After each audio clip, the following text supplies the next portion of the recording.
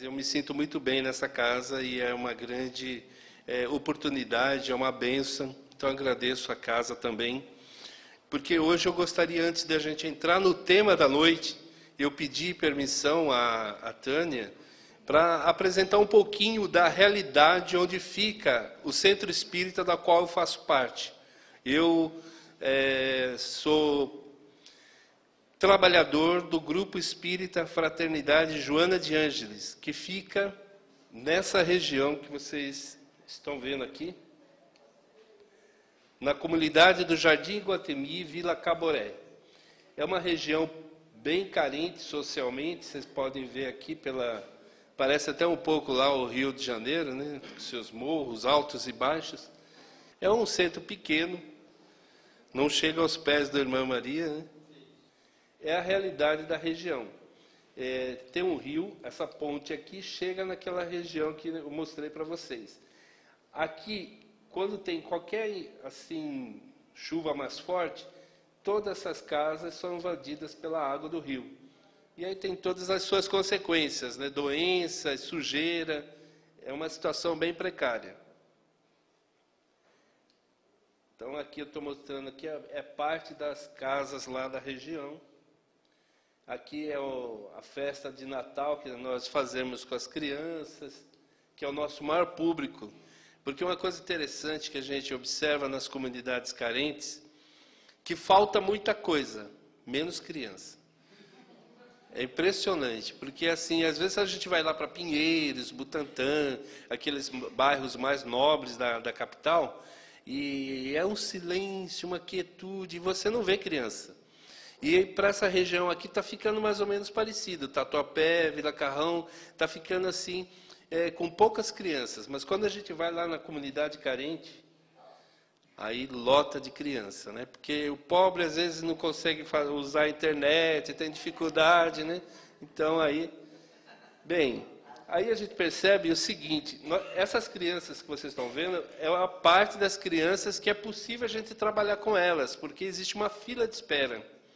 Mas como o nosso espaço é pequeno, a quantidade de trabalhadores não é muito grande, então nós limitamos apenas 50 crianças, que é o que a gente pode atender. Aí fica aquela lista de espera, e conforme vai saindo crianças, a gente vai colocando elas para a evangelização, que é todo sábado, e no final do ano tem a sacolinha que a gente entrega alguma coisa para eles. Mas o porquê que eu estou trazendo isso para vocês? Porque aconteceu o seguinte: nós compramos o terreno onde fica esse local, que era emprestado. Esse salão, e tem um terreno em cima, que não dá para mostrar. Nós compramos esse salão, só que aí ficamos com um problema, faltava a cozinha. Nós não temos cozinha, nós servimos almoço para eles aos sábados, e precisamos fazer eventos para a gente continuar com a obra. Mas nós tínhamos uma casa emprestada que temos que devolver. E aí, então, surgiu a ideia de construir, na parte do terreno, que não dá para mostrar aqui, uma cozinha com 2 banheiros e o telhado que cobriria e atenderia a necessidade do grupo nesse momento. Mas aconteceu que nós não temos recursos para seguir em frente com esse projeto. Tem pessoas que nos ajudam, mas ainda não é suficiente. Por isso, nós tivemos uma ideia dos nossos jovens de fazer uma vaquinha online. Vocês já ouviram falar nisso?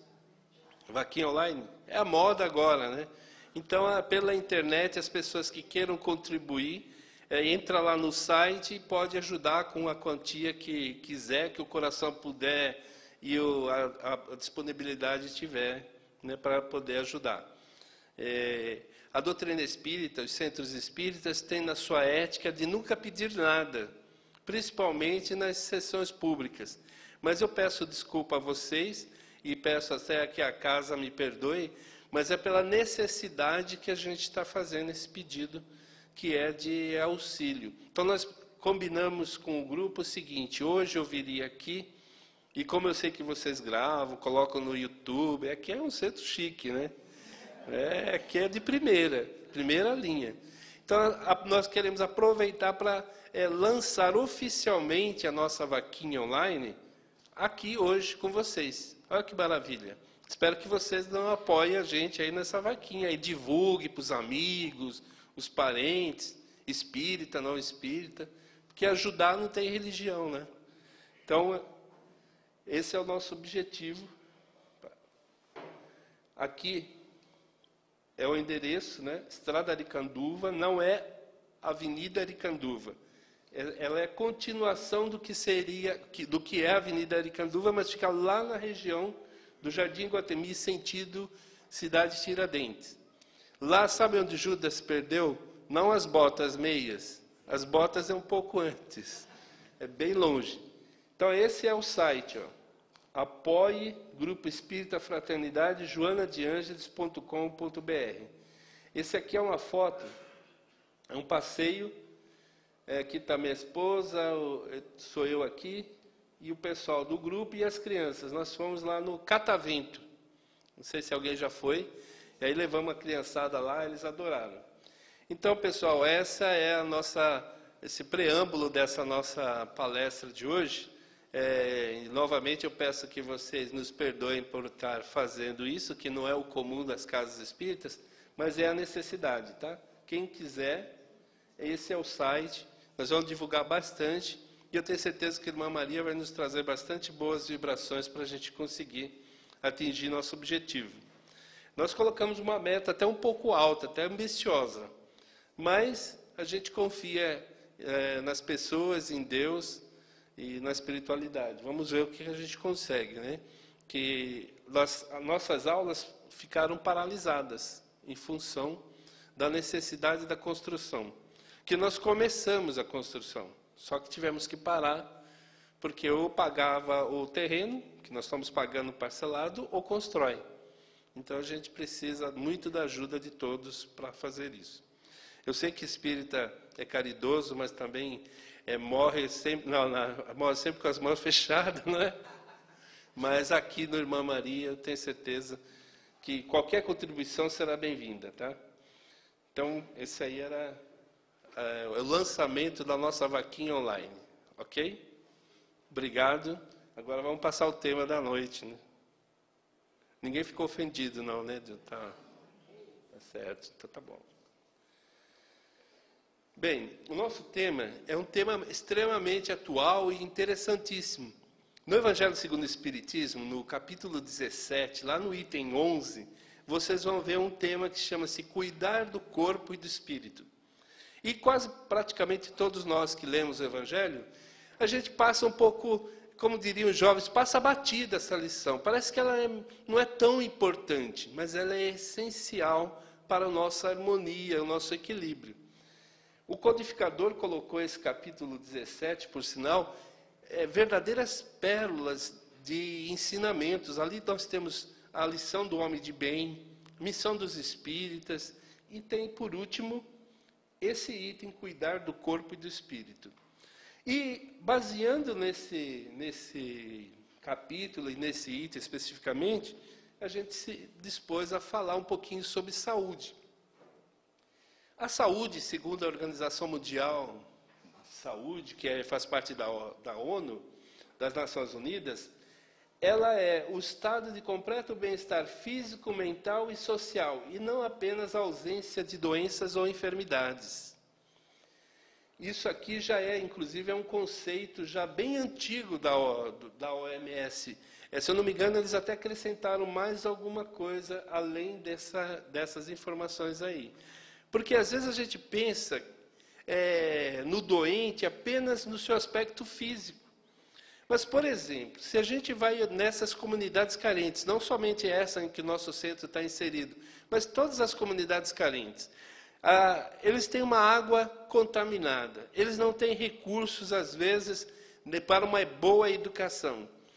De certo modo, a gente pode falar que são pessoas que também estão portadoras de falta de saúde. Há uma falta de saúde social.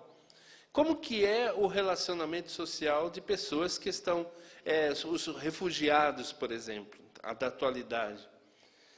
Então, saúde, segundo a ONU, ela é muito mais do que somente não ter doenças. Se a gente for pensar bem, todo mundo tem uma ou outra doença. Mas o ter doença não significa que você não seja saudável. Tem pessoas que estão com alguma doença, temporária ou até vezes doenças crônicas, mas são extremamente saudáveis, porque estão bem, estão em paz com a sua realidade. Aí vamos pensar aqui numa pesquisa que foi feita falando de saúde. Isso aqui é muito interessante. Acho que todo mundo já conhece, eu vou passar assim a respeito, mas eu queria perguntar antes, na opinião de vocês, qual que é o pior alimento que existe? Alimento.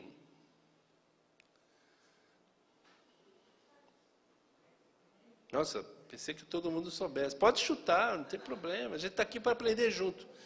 Qual seria o pior alimento? Pode falar. No seu ponto de vista. Não tem? Pior alimento? A carne. Quem mais? São opiniões, não são verdades absolutas. Tudo que é gelado faz bem. Que mais? Refrigerante. Você viu ali, né? Frituras. Que mais? Oi? Enlatados. Ok. Quem mais tem? Aqui, esse lado aqui. Como? Embutidos, tá. Heraldo, quer falar alguma coisa? Pior alimento, na sua opinião?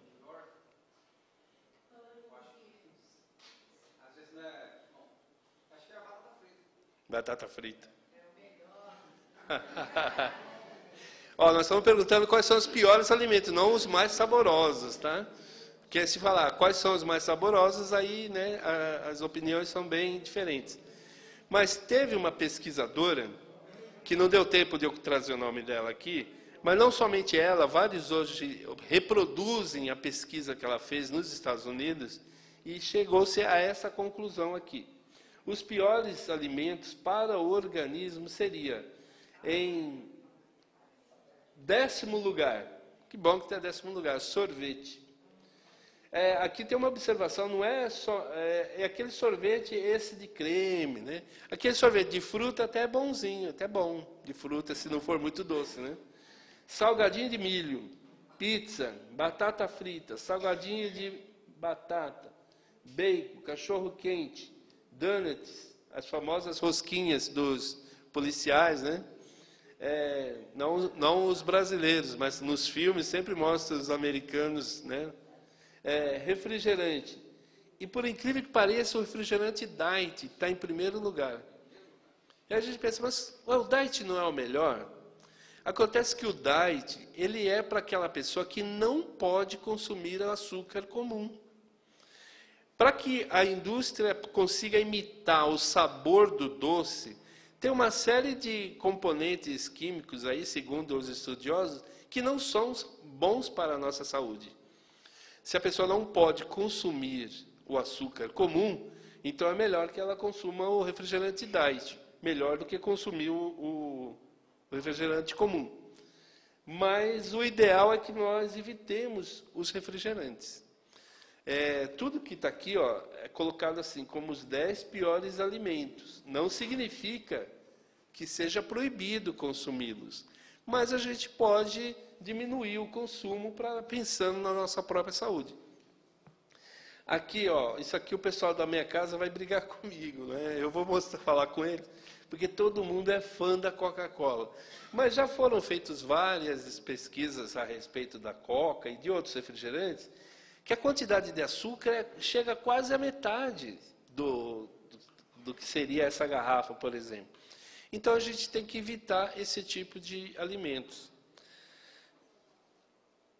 E quais os melhores medicamentos para a saúde? Quais seriam os melhores medicamentos, na opinião de vocês, para a saúde? Sono, descanso, o que mais? Fala aí. Oi? Exercício físico, o que mais? Água. Vocês viram lá, né? Agora ficou fácil, né? Olha... É verdade, é verdade. Olha, eu vou confessar uma coisa para vocês. Nós, espíritas, a gente lê bastante, estuda. E eu sempre falei para as pessoas da prática de atividades físicas, comer saudavelmente, mas nunca pratiquei. Tanto assim que, 20 anos de acúmulo, né, eu estou nessa situação. Mas depois que eu fui no médico, e o médico fez lá, viu meus exames, falou assim, se você continuar nesse roteiro, você não vai viver muito, não. Aí ele falou isso, pô, mas eu só tenho 53. Pois é, mas do jeito que você está trilhando, com esses exames aqui, a sua situação não é muito boa. Aí eu comecei a me preocupar com relação à saúde. E é por isso que eu fiz questão de trazer esse tema, que não é um tema muito comentado, às vezes, nas reuniões espíritas, porque a gente sempre foca mais a questão religiosa.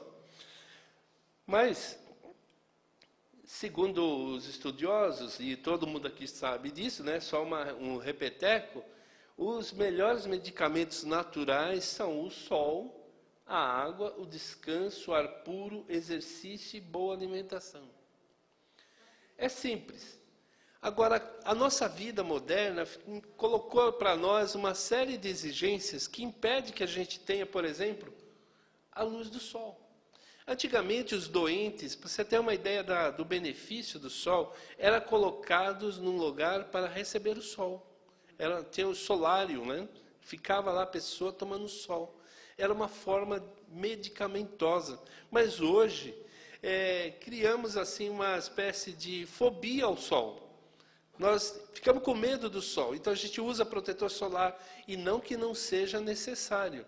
Mas a gente precisa, tudo tem que ter um equilíbrio.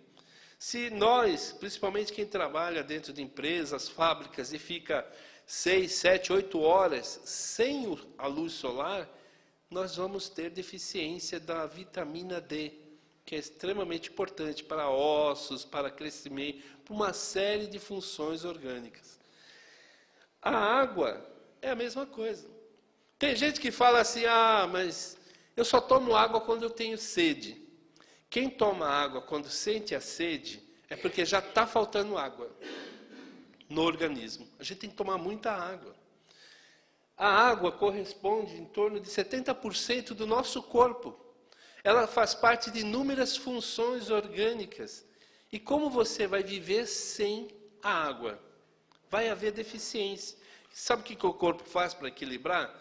Como falta água, e um dos locais que mais tem água, por exemplo, é o cérebro.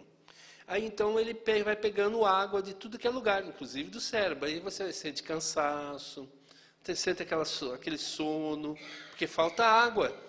Ele está precisando de água, ele vai pegando água de onde tiver necessidade. O descanso, isso aqui é algo que eu estou tentando e está difícil, viu? Brasileiro, já foi constatado que o brasileiro dorme muito pouco. Eu sou um deles. Na verdade, essa palestra aqui é muito mais para mim do que para vocês. Nós precisamos dormir mais. E não é dormir somente, como alguns falam, mas eu consigo dormir 5 horas por noite. Se você consegue, você está assim, forçando o seu organismo. Uma exigência desnecessária para o seu corpo.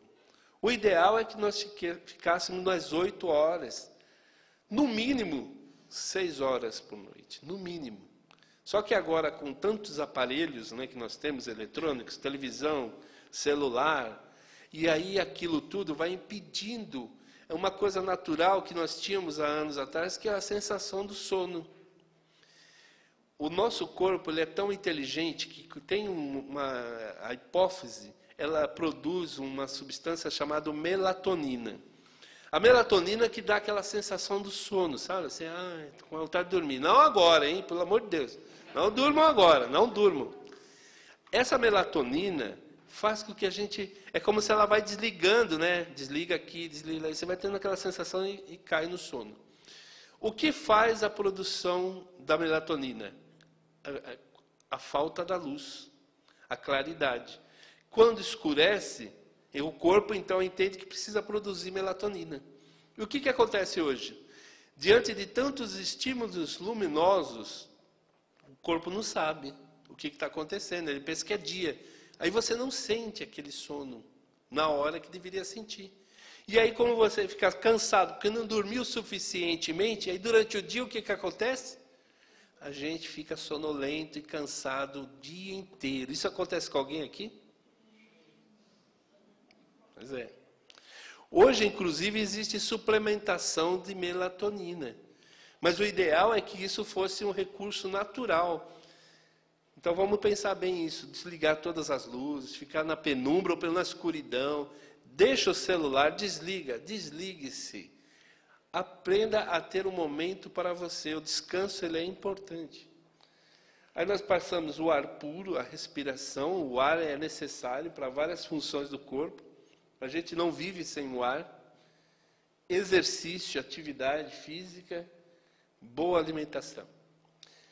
Hoje em dia, vivemos uma era da estética, né, onde que a gente se preocupa muito com o imediatismo.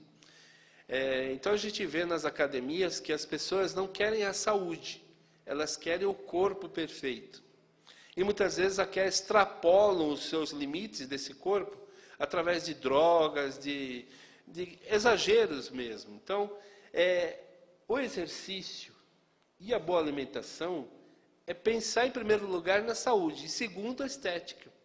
A barriguinha de chope, ou a barriga de pera, de maçã, eu já ouvi todos os nomes possíveis. Essa barriguinha, ela vai acabar se você conciliar, se nós, né, eu também estou nessa, conciliarmos aqui exercício com boa alimentação. Um depende do outro e vice-versa. Se fizer só exercícios e continuar comendo como um gigante, não vai dar certo. E o contrário é a mesma coisa. Mas tem algo que nós às vezes deixamos de lado, que é um medicamento extremamente poderoso, que é o pensamento. Aqui não sei se dá para vocês lerem, aqui é um pensamento de Buda, que eu peguei da internet, atribuído a Buda, né? Não sabemos se é ou não. O que somos é consequência do que pensamos. O pensamento é um poderoso medicamento. Ele é tão forte que até a ciência já considera o pensamento nas suas pesquisas. Veja que existe o tal do efeito placebo e efeito nocebo.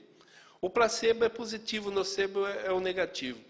Eles acreditam que mais ou menos 30% da eficácia de um medicamento, a responsabilidade é o efeito placebo. Ou a não eficácia também corresponde, chamado nocebo, também a esse pensar seu, de acreditar naquilo que você está consumindo como remédio, ou não acreditar. E isso é facilmente verificável com qualquer um de nós aqui. Não sei se já aconteceu com vocês, mas comigo acontece muito. Eu tenho bronquite asmática. E às vezes eu estou passando mal mesmo. Ultimamente não, graças a Deus. Mas às vezes eu ia no médico para inalação, para tomar remédio. Quando eu chegava lá, eu já estava melhor. Eu ficava até revoltado, porque como que eu ia conseguir falar com o médico que eu estava ruim? Mas só o fato de eu estar lá, de eu pensar que eu ia receber algum tipo de medicação, já me ajudava, porque a mente é extremamente poderosa. Então vamos pensar positivo, vamos acreditar na cura, na saúde. Se aparecer uma doença, não que você vai ficar alegre, festejando, mas também não se deixe abater pela doença. Não se deixa consumir por ela. Acredite que você vai superar essa fase. E aí parece que as coisas ganham um clima diferente, a vida vai passando e se de repente até pode conseguir a cura. Pode ser aliviado. Aquela pessoa que vem ao centro espírita por uma doença grave. Aí chega no centro, olha para o lado, mas o centro é meio fraco, né? Não tem barulho, batuque, não tem um incensozinho, não tem os louvores, né? Ninguém gritando. Será que tem efeito? Será que vai dar resultado? É a sua mente. A nossa mente ela é extremamente poderosa. No que você acredita, você alcança. No que você não acredita, também. Então, nós temos que tomar muito cuidado com o nosso pensamento. Agora, vamos falar um pouquinho sobre o poder da oração. A oração é um pensamento poderoso, onde nós nos sintonizamos com as inteligências que trabalham em nome de Deus, em nosso próprio benefício. A oração é tão forte, tão poderosa, que grupos de pesquisas nos Estados Unidos, eles conseguiram fazer várias constatações. Primeiro pegaram um grupo que era conhecido de um doente e pediram para fazer orações pelo doente. E tiveram resultados satisfatórios. A pessoa sentiu bem depois que foi feita a oração. Aí eles pensaram, mas isso pode ser o tal do efeito placebo. Fizeram o seguinte, pegaram um grupo totalmente desconhecido daquela pessoa que tinha uma enfermidade e pediram para que orassem por aquela pessoa não conhecida. E depois foram constatar os resultados, para ver se o resultado tinha sido positivo ou não. E eles constataram que realmente tinha efeito a oração.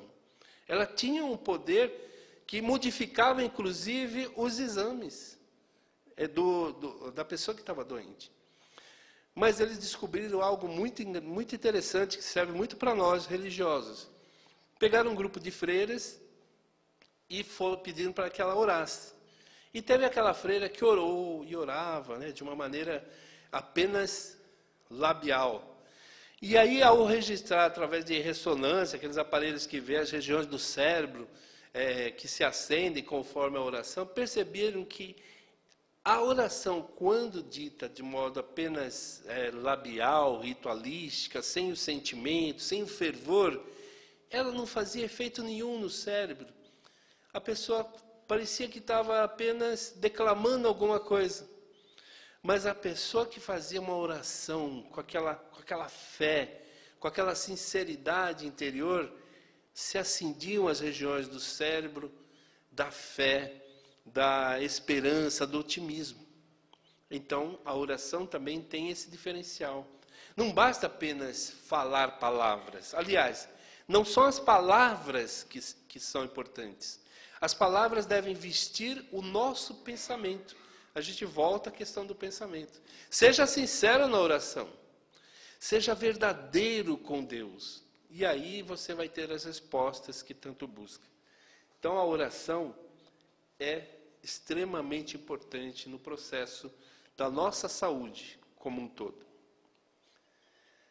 Mas a gente não pode falar de saúde integral sem pensar na saúde emocional. Alguém assistiu esse filme Divertidamente? Né? Acho que é Divertidamente o nome, né?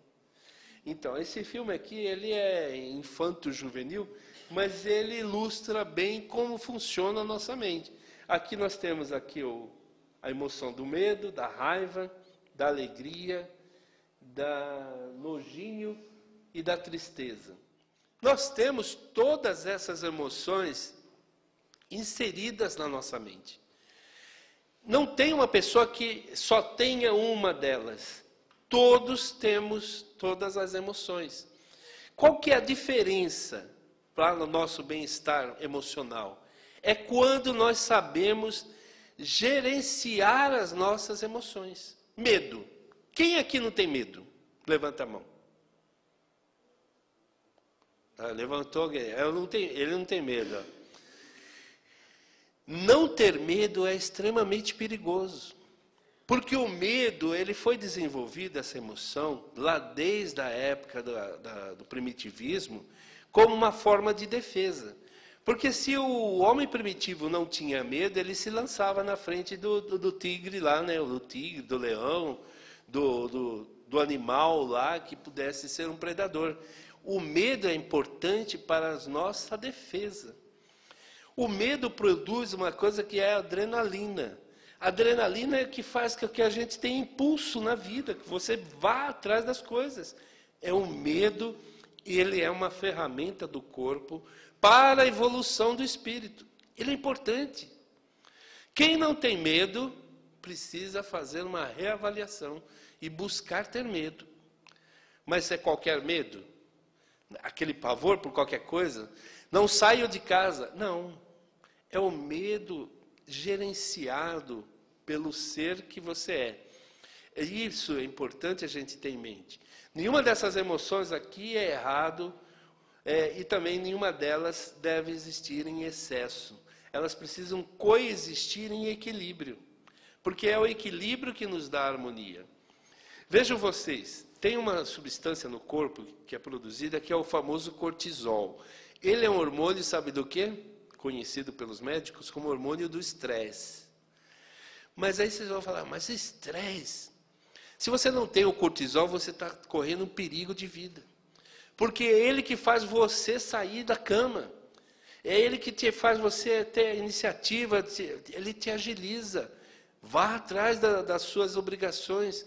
Então, o cortisol ele tem um papel importante. Agora, quando em excesso, traz prejuízos à vida da pessoa. Então, é importante pensarmos tudo em equilíbrio. A alegria faz com que o nosso dia fique radiante. Acordar de manhã e agradecer a bondade de Deus, de permitir que nós estamos mais uma vez nesse plano material. Importantíssimo viver com alegria. De vez em quando é bom ter raiva. Não é de todo mal. Se a gente nunca tem raiva, o pessoal faz a gente sabe aqueles bonecos lá do o João Bobo, assim, que vai para um lado do outro. Então, às vezes as pessoas confundem. Nós não podemos ter o ódio. Podemos fazer com que essa emoção se transforme em algo maior. A raiva é aquele sentimento que vem momentaneamente e deve ir embora. Alguém pisou no seu pé, você, para com isso, mas depois passou, já foi. Não é para você ficar com ódio do outro.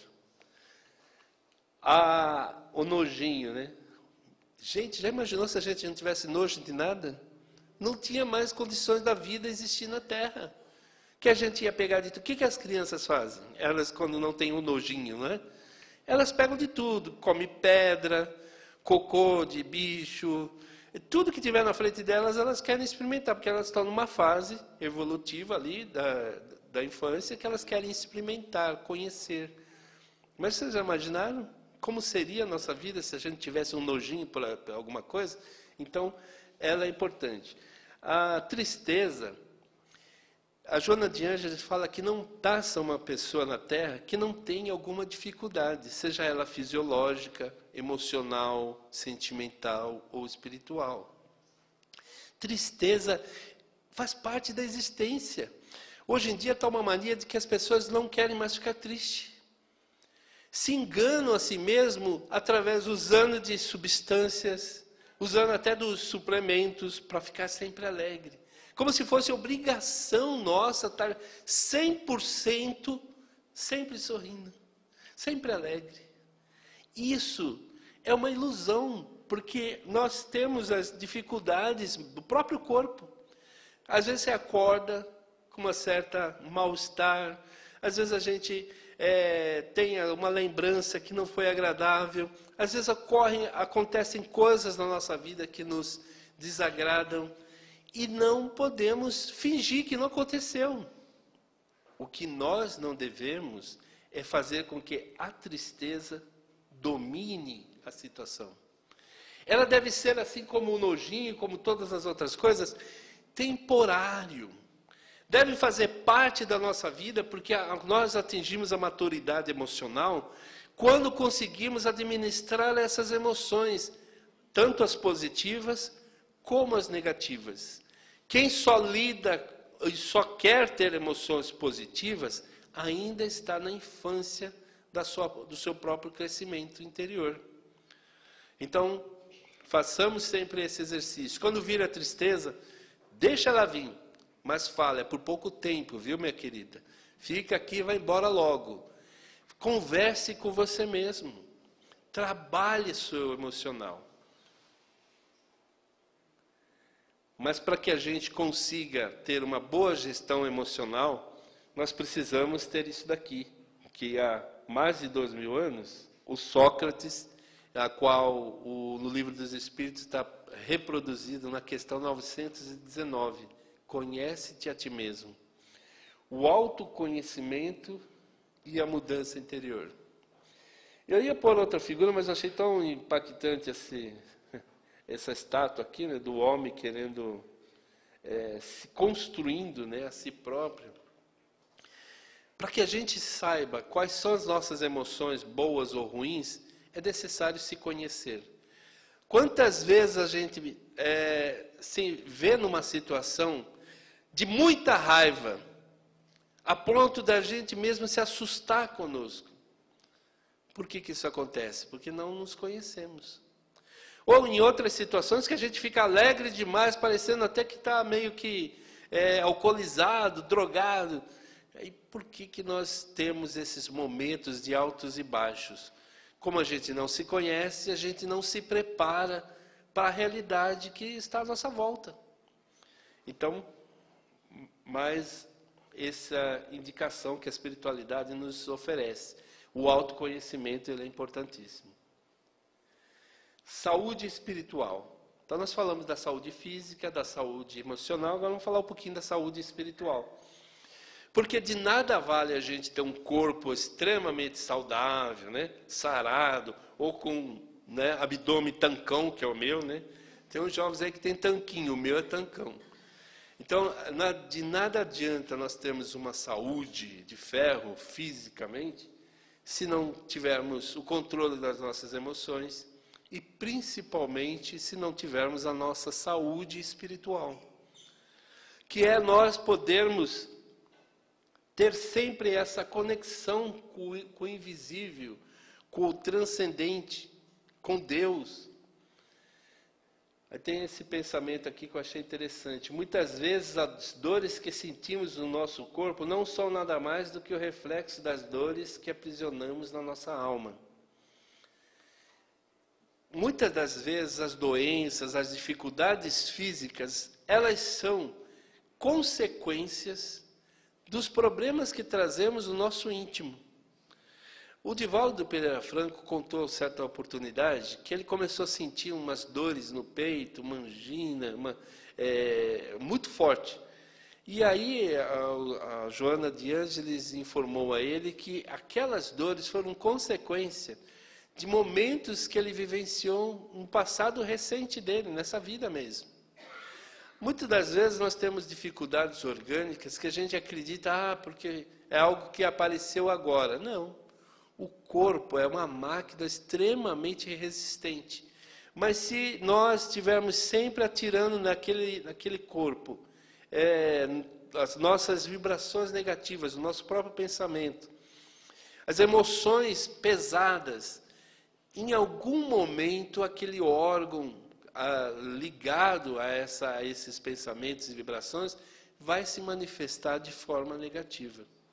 Aí a gente poderia até entrar um pouquinho nos conceitos, que hoje em dia o pessoal faz um paralelo, mas eu não vim preparado para isso, em relação à física quântica, que o médico Décio Iandoli Jr., né, costuma sempre trazer nas suas palestras. É muito interessante, quem puder, veja, né, tem várias palestras dele que eu admiro muito. Mas, na realidade, todo o universo, André Luiz também fala isso, ele é moldável. Tudo à nossa volta é só energia, é o pensamento de Deus. Nós estamos como que inseridos num grande oceano. Esse oceano, a qual nós fazemos parte, e tudo que existe faz parte, é o pensamento de Deus. E ele é moldável de acordo com as criaturas que nele habitam. Então somos, segundo André Luiz, na Evolução em Dois Mundos, co-criadores. Existe o Criador, que é Deus. Depois nós temos os co-criadores em grau maior, que seriam os anjos, construtores de estrelas, de núcleos no espaço sideral. E temos nós, que somos co-criadores em grau menor. Nós criamos, então, a paz, a felicidade ou a guerra. Tudo depende do nosso pensar, sentir e agir. Por isso, quando às vezes nós estamos com alguma enfermidade, isso não foi criado num dado momento, mas é uma criação, às vezes, de anos, que a nossa mente enfermiça está produzindo contra nós mesmos. Isso sem falar na questão dos vícios e hábitos ruins que a gente citou no início. Então, cuidemos do nosso mundo íntimo, onde, com certeza, se nós cuidarmos, o corpo vai refletir coisas melhores. André Luiz tem uma mensagem muito boa, mas acho que não vai dar para vocês lerem aí, eu vou ler aqui. Ao levantar-se, agradeça a Deus a bênção da vida pela manhã. Se você não tem o hábito de orar, formule pensamentos de serenidade e otimismo por alguns momentos, antes de retomar as próprias atividades. Levante-se com calma. Se deve acordar alguém, use bondade e gentileza, reconhecendo que gritaria ou brincadeiras de mau gosto não auxiliam em tempo algum. Guarde para com tudo e para com todos a disposição de cooperar para o bem. Antes de sair para a execução de suas tarefas, lembre-se de que é preciso abençoar a vida para que a vida nos abençoe. Isso está no livro Sinal Verde. Então é importante acordar bem. Há hoje em dia uns teóricos aí da administração, da psicologia, os coaching, que falam da importância de você, o primeiro movimento, ser positivo. A primeira ação nossa do dia de agradecer, de louvar a Deus por tudo que nós temos.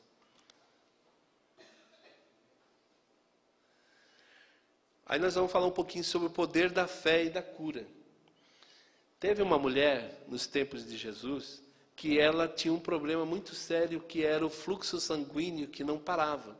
Ela tinha esse problema e consultou vários médicos do seu tempo, mas não tinha solução, nada curava.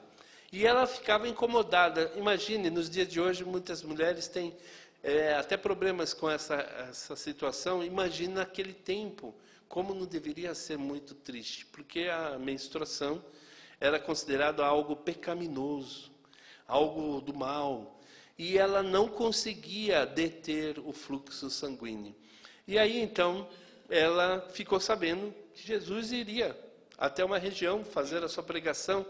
E aí, quando ela viu Jesus, e tinha uma multidão em volta de Jesus, ela tentou chegar até ele, mas era tanta gente, mas muita gente, que ela teve um gesto assim desesperado, e como diz aqui a imagem, como mostra a imagem, ela tocou nas vestes de Jesus. Ela simplesmente tocou. E aí Jesus parou naquele momento e disse: alguém me tocou. E Pedro, que era bem pragmático, falou: tá todo mundo pegando o senhor aí, é criança, é velho, todo mundo está te pegando. Mas essa pessoa me pegou de um modo diferente, porque saiu de mim uma virtude, porque ela tinha tanta fé de que ela conseguiria a cura para o seu problema, que ao pegar em Jesus, a sua fé entrou em sintonia, a sua mente entrou em sintonia com o poder curador de Jesus. E naquele momento ela sentiu as energias no seu corpo e sentiu-se melhorada e conseguiu a cura. Jesus sentiu também que algo desprendeu-se dele. Nós todos temos esse poder. É o poder da fé. O poder de você entregar-se a Deus e acreditar em alguma coisa, que vai dar certo. E aí as coisas acontecem. As maravilhas na nossa vida vão acontecer. Mas é preciso ter a fé da hemorroísa para que isso ocorra. Aí, para finalizar essa nossa conversa, vamos falar um pouquinho sobre o principal alimento das almas, que é o amor. Muitas das vezes nós estamos doentes, nós vamos ao centro espírita, a igreja evangélica ou católica, porque apareceu lá a bursite, um problema lá, um cisto, um câncer, seja lá o que for. Mas a principal carência, na verdade, é de afetividade. O corpo só está refletindo um distúrbio energético provocado lá na nossa essência. Às vezes nem nós nos damos conta que é um problema que começou às vezes na infância, na juventude. É uma carência afetiva. Por isso que nós, nos centros espíritas, temos que estar preparados para isso. O pessoal está desempregado e vai lá no centro: estou desempregado, vim para arrumar um emprego aqui. Falaram que aqui é centro espírita, eu vim aqui porque eu quero ver se eu arrumo um emprego. Às vezes traz a carteira para dar passe na carteira, mas pode vir. Dr. Bezerra de Menezes encontrou um homem na rua. O homem estava desempregado. Dr. Bezerra, me ajude, pelo amor de Deus. Mas Dr. Bezerra pôs a mão no bolso, não tinha dinheiro nenhum, não tinha mais nada, já tinha dado o anel da formatura. Aí, bom, eu não tenho nada para te oferecer, meu irmão, só vou te dar um abraço. Em nome de Maria, nossa Mãe Santíssima, deu um abraço. O homem chegou em casa E aí, como é que foi? Doutor Bezerra, te arrumou um emprego? Me deu um abraço. Aí, no dia seguinte, ele se sentiu renovado, sentiu uma renovação, já estava com o pensamento mais tranquilo. Alguém encontra ele na rua, fala assim, e aí, como é que você está? Estou desempregado. Você não quer trabalhar comigo? Arrumou um emprego. Ele tinha mudado a sua psicosfera, seus pensamentos. E quando a gente muda, a gente entra em sintonia das coisas boas. Quando você muda seu pensar, a sua energia fica diferente, você encontra as pessoas que precisa encontrar. Tudo começa com a mudança interna. Então, um abraço, uma afetividade. Eu peço aos irmãos que se levantem agora e deem um abraço no amigo da esquerda, no amigo da direita.